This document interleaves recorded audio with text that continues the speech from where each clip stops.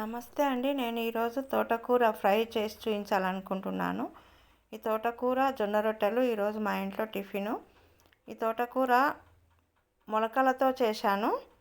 ఇది ఆరోగ్యానికి చాలా మంచిది. జొన్న రొట్టెలు ఇలా అందరూ ఇలా చేసుకున్నట్లయితే చాలా ఆరోగ్యానికి మంచిది, రుచిగా కూడా ఉంటుంది. కూర ఎక్కువగా తినొచ్చు. ఈ జొన్న రొట్టెలలో కూర ఎక్కువ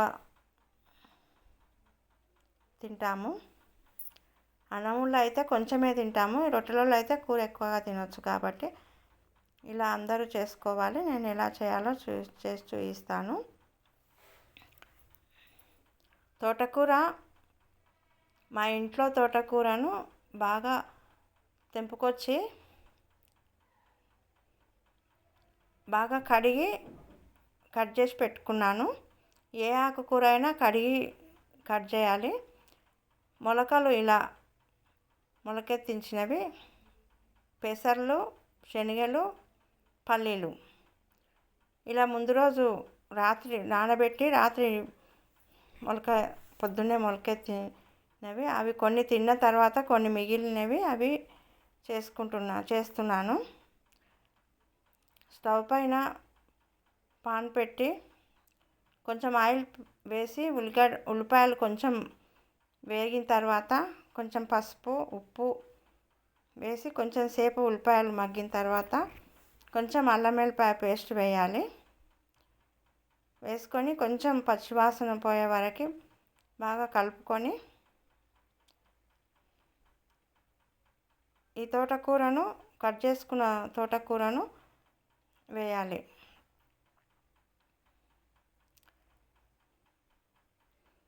తోటకూర ఆరోగ్యానికి చాలా మంచిది. ఏ విటమిన్ ఉంటుంది, కళ్ళకు మంచిది,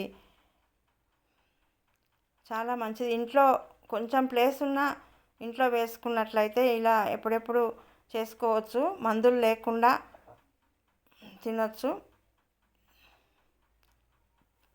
పచ్చిమిరపకాయలు మనం ఎంత కారం తింటే అంత పచ్చిమిరపకాయలు వేసుకోవాలి. కారం ఎక్కువ తింటే ఎక్కువ వేసుకోవచ్చు, తక్కువ తింటే తక్కువ వేసుకోవచ్చు. ఇలా కొంచెం సేపు మగ్గనివ్వాలి. వాటర్ కొంచెం ఆ పప్పులు ఉడకాలనుకుంటే కొంచెం వాటర్ వేయచ్చు, లేకపోతే అదే వాటర్లో ఫ్రై చేసుకోవచ్చు. కొంచెం ఒక చిన్న గ్లాస్ వాటర్ పోసుకొని కలుపుకోవాలి. ఈ మొలకలు 1 కప్పు మొలకలు వేసుకుంటున్నాను. ఈ మొలకలుతో చేసిన కూర తింటుంటే పంటికి ఈ పప్పులు అన్నీ వచ్చి చాలా టేస్ట్గా అనిపిస్తుంది. అందుకోసం నేను ఇలా ఎప్పుడెప్పుడు ఇలా చేసుకుంటాను. చాలా రుచిగా ఉంటుంది, ఆరోగ్యానికి మంచిది. మాంసకృతులు ఉంటాయి మొలకలలో, ఈ ఆకుకూరలలో మంచి విటమిన్లు ఉంటాయి. కాబట్టి ఇది ఆరోగ్యానికి చాలా మంచిది. ఎల్లిపాయలు, జీలకర్ర కచ్చపచ్చ దంచుకొని పెట్టుకోవాలి. కొంచెం ఇది బాగా ఫ్రై అయిన తర్వాత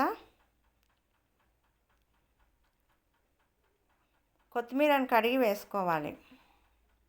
వేసుకొని ఈ ఎల్లిపాయలు, జీలకర్రను దంచుకున్న ఎల్లిపాయలు, జీలకర్రను కూడా వేసుకొని కొంచెం సేపు మగ్గనివ్వాలి. కొంచెం ధనియాల పొడి, కరివేపాకు పొడి వేసుకొని కలుపుకోవాలి. ఫ్రై అయ్యేంత వరకు చిన్న మంట మీద కలుపుకుంటూ ఉండాలి, మాడిపోకుండా చిన్న మంట మీద ఉండాలి. అలా ఇది పక్కకు అవుతుంటే ఇక్కడ ఇంకో స్టవ్ మీద జొన్న రొట్టె చేయడానికి వేడి నీళ్ళు బాగా వేడి అయిన తర్వాత ఈ పిండిలో కలుపుకొని బాగా కలపాలి. పిండిని ఇలా బాగా కలిపితేనే రొట్టె మంచిగా వస్తుంది. వేడి నీళ్ళు పోయాలి. ఇది చేయరాని వాళ్ళకి చెప్తున్నా నేను. అందరు జొన్న రొట్టెలు చాలామంది చేసుకుంటారు. ఇది కొంతమందికి రాదు జొన్న రొట్టెలు చేయడానికి. ఇలా కొంచెం పిండి తీసుకొని మనం పెద్దగా కావాలనుకుంటే ఎక్కువ తీసుకోవాలి, చిన్నగా కావాలనుకుంటే కొంచెం తీసుకోవాలి. చేసుకొని ఇలా పెనం కొంచెం మందంది అయితే రొట్టె మంచిగా వస్తుంది. ఇలా చేయితో తీయనికి రాకుంటే ప్లేట్తో కూడా ఇలా వేసుకోవచ్చు జొన్న రొట్టెను. ఇలా అన్ని రొట్టెలు ఇలానే చేసుకోవాలి. ఇలానే మొత్తం ఇలానే మంచిగా ఇలా చేస్తుంటే ఈజీ జొన్న రొట్టెలు. రాకపోతే రాలేదని అంటాం, కానీ చేస్తుంటే ట్రై చేస్తే ఈజీ వస్తాయి జొన్న రొట్టెలు చేయడానికి. కొంచెం రాకపోతే చిన్న చిన్నగా చేసుకోవాలి, బిళ్ళల్లాగా చేసుకోవాలి. తర్వాత పెద్దగా చేసుకోవచ్చు.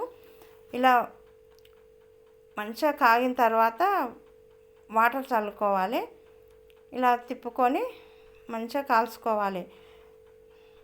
రెండు పక్కల మంచిగా కాల్చుకోవాలి. కొనలకి అంతా బాగా కాల్చుకుంటేనే రొట్టె టేస్ట్ ఉంటుంది. ఇలా పిండి మాత్రం బాగా పిసుకుంటేనే రొట్టె మంచిగా వస్తుంది. కాబట్టి పిండిని బాగా కలుపుకుంటూ చేసుకోవాలి. ఈ కూర అయిన తర్వాత ఒక సర్వింగ్ బౌల్లోకి తీసుకోవాలి. ఫ్రై అయిన తర్వాత ఈ సర్వింగ్ బౌల్లోకి తీసుకొని సర్వ్ చేసుకోవాలి.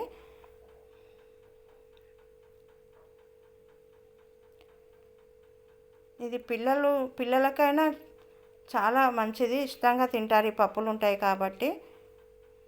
ఈ జొన్న రొట్టెలు